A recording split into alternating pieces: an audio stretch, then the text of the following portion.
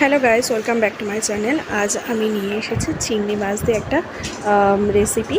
তো চিংড়ি মাছ দিয়ে গরমকালে এই রেসিপিটা করলে খুবই ভালো লাগে। তো কালো জিরে ফোড়ন দিয়ে আমি আলুগুলো ভেজে নিয়েছি, তারপর ঝিঙেগুলো দিয়ে নিয়েছি। ঝিঙে দিয়ে একটা পাতলা ঝোল এই চিংড়ি মাছ দিয়ে সত্যি অপূর্ব লাগে। এটা গরমের দিনে খুবই ভালো লাগে।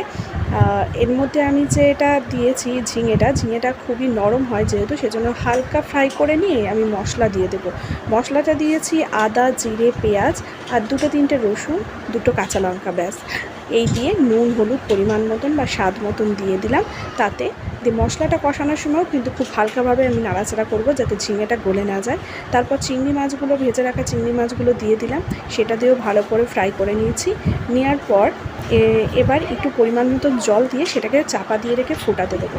যে যেমন ঝোল খাবে বা সেই রকমভাবে ঝোলটা আপনারা নামিয়ে নেবেন, চেক করে নেবেন। তো ভিডিওটা ভালো লাগলে অবশ্যই